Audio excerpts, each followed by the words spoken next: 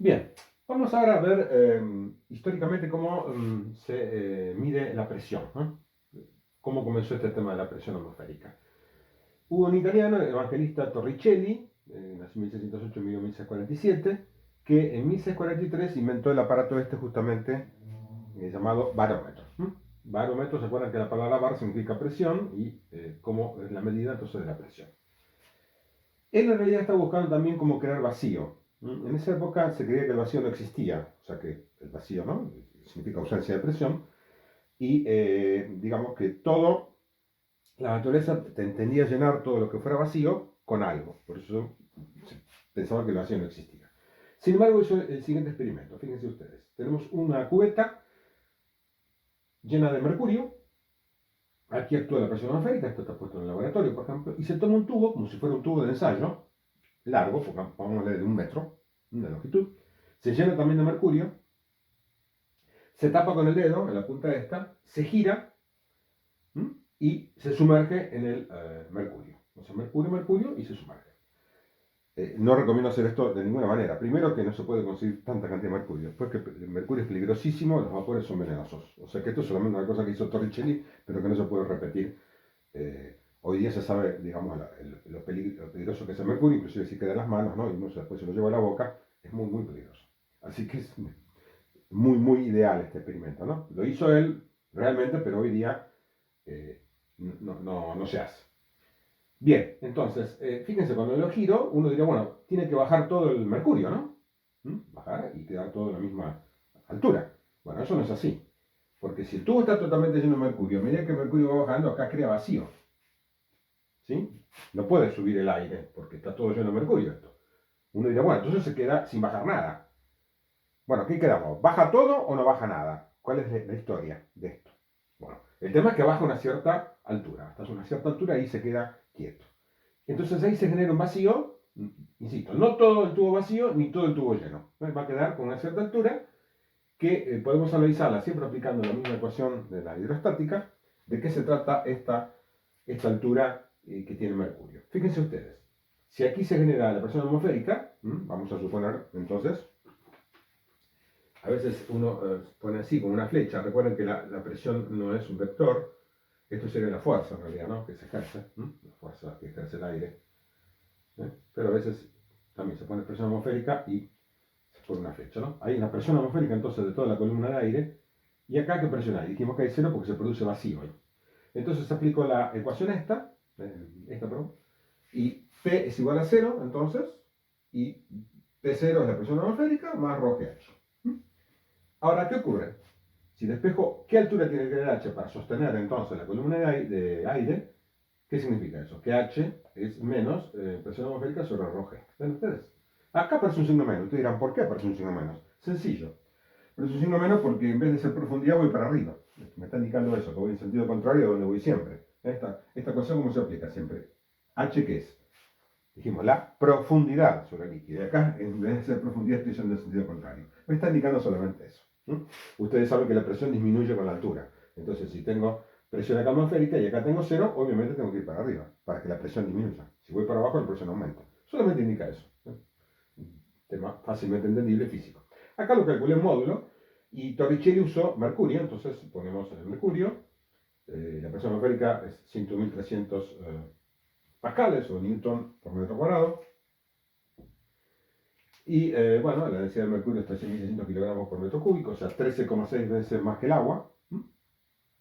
Es una fortuna tener mercurio, porque el mercurio tiene gran densidad y sigue siendo líquido, es el único líquido que tiene esa densidad, si no es imposible usar un sólido, como ustedes se dan cuenta, tiene que ser un líquido, y cualquier otro líquido tiene densidades apenas superiores a la del agua, si uno busca líquidos mayor que el agua, ¿no? Ni hablar si uno usara aceite u otra cosa, ¿sí? Así que es una fortuna tener el mercurio, y bueno, la aceleración de la gravedad perfecta. Si hacemos la cuenta de esta altura h es 760 milímetros. Y lógicamente, esta cuenta no la hizo Torricelli porque él no sabía nada de cuánto era la presión atmosférica, sino que él midió que dijo entonces que la presión normal de la atmósfera era 760 milímetros. Se empezó a llamar así, entonces otra unidad más que agregamos, la unidad de presión, va a ser entonces milímetros llamados así, de mercurio. Es una unidad que ya no se usa más, pero En muchos barómetros viejos lo pueden ver ustedes. Entonces Torricelli se dio cuenta que esa presión, esa altura, variaba, que indicaba que entonces variaba la presión atmosférica. ¿Ok? Si uno hiciera el barómetro de agua, supongamos dice, no, uso agua, no de mercurio, ¿qué altura va a tener? Ya sabemos, son 10 metros. ¿Se acuerdan? 10 metros es lo que es equivalente a una atmósfera. ¿Qué decíamos antes? Tengo la superficie del agua, si yo me hundo o estoy a una profundidad de 10 metros, ¿soporto cuánto? 2 atmósferas. ¿Sí? O sea que la columna de agua de 10 metros equivale a una atmósfera. Por eso tengo dos abajo. Una del aire más otra del agua. Si no tengo aire, porque acá es vacío, entonces, que la presión es vacío, esta altura entonces para el agua sería de 10 metros. Esto es una cosa interesante que ya también se había establecido antes, pero en forma empírica. En Inglaterra había bombas que sacaban el agua de las minas. Cuando uno hace una mina y quiere excavar, normalmente encuentra una napa de agua, es lógico eso, ¿no? Y había que tener bombas para sacar el agua, ¿sí? ¿Cómo funciona una bomba? En esa época que no había electricidad, no había tampoco, digamos, otras máquinas como el vapor todavía, se sacaba simplemente haciendo vacío. Era como chupar, ¿sí? ¿Ok? Hacía una succión. Entonces, bueno, hacían eso y el agua subía por este mismo método. Si la presión acá es menor, sin llegar a ser cero, es menor, sube el agua. Ven ustedes, ¿no? No hace falta que sea cero. Yo puedo calcular qué altura, para una presión, por ejemplo, de la mitad que la atmosférica, qué altura tengo que tener. Si hago la cuenta va a ser 5 metros, ¿no? Y si pongo otra presión cualquiera, bueno, voy a ver qué altura necesito justamente para hacer ese salto de presión. Ese salto va a ser simplemente, entonces, siempre la presión menos la presión atmosférica, rho H. Siempre igual. Entonces, demostraron que si hicieran el vacío absoluto arriba, en la bomba, ¿cuánto puede subir la columna de agua? No más que 10 metros.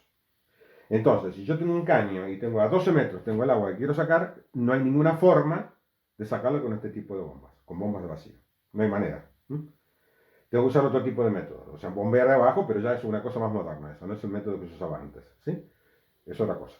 Entonces, haciendo vacío, insisto, ¿qué es el máximo que puedo subir de la columna de agua? 10 metros. Eso lo habían descubierto entonces en las minas. Para poder zafar, digamos, y hacer, llevar el agua más arriba, se hacían estaciones. ¿Ok? Se subía 10 metros, luego un tanque ahí intermedio, después otros 10 metros y así. Estaciones cada 10 metros para ir subiendo el agua en etapas. ¿Se entiende? No más de 10 metros. No sabían por qué. Bueno, ahora sabemos perfectamente por qué pasa. No hay manera entonces de subir si esta presión es cero, digamos, más de 10 metros no puede subir esto. ¿Ok? Esta fue entonces la medida que usó Torricelli y Pascal también, un año después, en 1644, por ahí, se le ocurrió también hacer lo mismo y fabricó, siguiendo las indicaciones de Torricelli, el experimento de Torricelli en Francia, y se le ocurrió también ir a medir a una montaña. Primero midió en campanarios en París. Bueno, la diferencia era muy poca, apenas podía medirlo, ¿no? Se imagina la presión, por más alta que sea el campanario o la iglesia, es muy pequeña. Sí veía de día a día, pero él quería el mismo día ver la diferencia, ¿no? No de un día para otro. O sea, comparando el mismo día, qué pasaba a ras de la Tierra y en una altura determinada. Para ver qué pasaba con la columna de aire, justamente, o de la atmósfera. Y entonces, con su cuñado que vivía en una montaña, hicieron la prueba el mismo día y, bueno, vio que había una diferencia, según él dice, de 3 pulgadas, o sea que, no sé exactamente cómo sería la pulgada en esa época, si es como ahora 2 y pico, sería una diferencia de unos 7, 8 centímetros, ¿no? En la columna de mercurio. O sea, de 7, 70, 80 milímetros, ¿no? 10%, ¿ven ustedes? De diferencia. Lo cual lo asombró bastante. Después, bueno, como buen francés, Pascal se dice que construyó un barómetro de vino, cuando no, ¿no? Se lo habrá tomado después.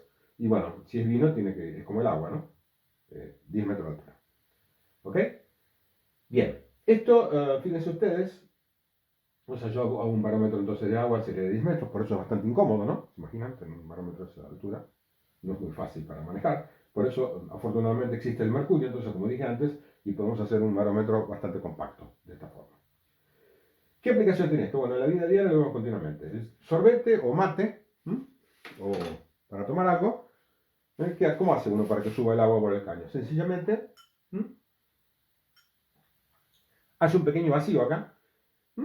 Y hay una diferencia de presión, entonces la presión acá, la presión acá es la presión atmosférica, la presión acá dentro de mi boca es menor porque estoy haciendo succión y entonces el agua sube. Esto es fácil hacerlo, fíjense ustedes. Porque, ¿qué es esto? 10 centímetros de columna de agua no es nada. Se imagina usted, la diferencia de presión es muy baja. Hagan la cuenta. Para tener una atmósfera tengo que tener 10 metros. 10 centímetros, nada. Entonces se puede tomar. Si ustedes quisieran hacer la prueba, tendrían que utilizar, por ejemplo, como cuando uno tiene una manguera muy larga y quiere hacer succión, ahí hay que hacer mucha diferencia de presión y ya uno no puede hacerlo. Hasta un cierto límite puede hacer diferencia de presiones. No es que uno haga vacío acá adentro, ¿no? Ahí hace una pequeña diferencia de presión, ¿sí? No es vacío, absoluto. Entonces, no se imaginan ustedes que pueden tener un sorbete o una bombilla de 10 metros de altura y uno hacer la succión. Es imposible, como ustedes ven, ¿no? Pero bueno, el principio es el mismo. Hay una diferencia de presión acá, menor que la presión atmosférica, y entonces sube digamos, la columna de agua. También se aplican ventosas. Ustedes han visto, a veces para mover vidrios o mover cosas, se aplican como una máquina que tiene como tres patas, ¿sí? Y tienen unas ventosas, ¿sí? Entonces hacen el vacío contra un vidrio, por ejemplo, para colocarlo. ¿Sí? Si no, como lo manejo un vidrio. Entonces es una cosa así, si esto es un vidrio, por ejemplo, o cualquier cosa que fuera, ¿no? Es como una máquina que tiene tres patas, hago dos nada más, y tiene acá una llave. Entonces cuando la bajo, esto se hace vacío y se aprieta bien contra el vidrio. Y por este tema de vacío puedo levantar y colocar esa pieza a través de ventosas. Es muy común eso, solo en la industria. Alimentos al vacío también, ¿sí?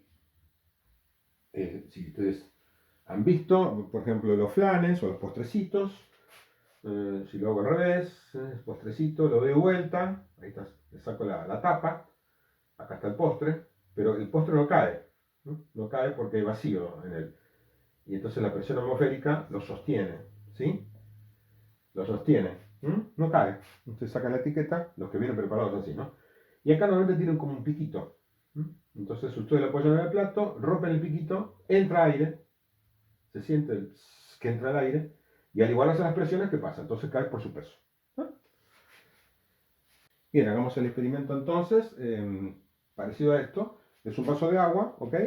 Tengo un cartón, lo tapo, ¿sí? Lo ajusto bien, lo giro, lo sostengo y fíjense que queda sostenido el cartón.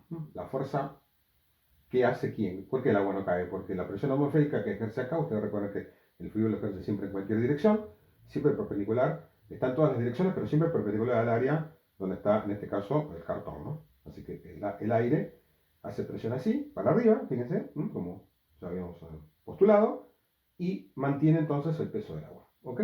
Esto es entonces debido a la presión atmosférica, ¿sí? Bien, son todos ejemplos entonces que ustedes pueden ver que nos dan cuenta de que existe esta presión, ¿no? Y que puede sostener en algunos casos ciertos pesos, como vimos recién, el flecito, el agua, lo que sea, y bueno, lo que puedo hacer también para poder a los líquidos ir contra la gravedad, digamos, ¿no? Subir. ¿Ok? Bien. Otro instrumento común para medir la presión es el manómetro, en vez de barómetro, manómetro. El barómetro mide presión absoluta, como vimos recién, contra el vacío. El manómetro mide presiones relativas. Esa es la diferencia. Nuevamente, presiones relativas respecto a la atmósfera, comúnmente. Fíjense, supongamos que acá tenemos un tanque que tiene un cierto gas. Acá hay un robinete para permitir pasar o no una válvula. Entonces conecto un tubo NU, como hemos ya visto el funcionamiento, abro el gas y, digamos, si esto estaba, digamos, antes de abrirlo y había presión atmosférica a los dos lados, estaba equilibrado. Al abrir la válvula, vamos a suponer que la presión del gas es mayor que la atmosférica, entonces se produce, como ya sabemos, una diferencia de alturas, debido a la diferencia de presión. ¿Cómo resolvemos el problema? También es muy sencillo. Esta diferencia de alturas la mido. Si acá tengo la presión del gas a la misma altura, en el líquido, fíjense, siempre que el líquido sea el mismo, ya lo dijimos varias veces también, tengo acá la presión del gas. Entonces aplico acá la ecuación de la hidrostática, ¿y qué me va a quedar? Que la presión del gas, acá, ¿a qué es igual? La presión atmosférica más ρGH. Entonces simplemente, ¿qué hacemos? Medimos entonces la altura H, y con la presión atmosférica, en realidad lo que estamos midiendo que es esto. Y lo que vamos a medir, lógicamente, si no conocemos la presión atmosférica, lo que vamos a medir es la presión del gas menos la presión atmosférica. Esto es lo que se llama presión manométrica.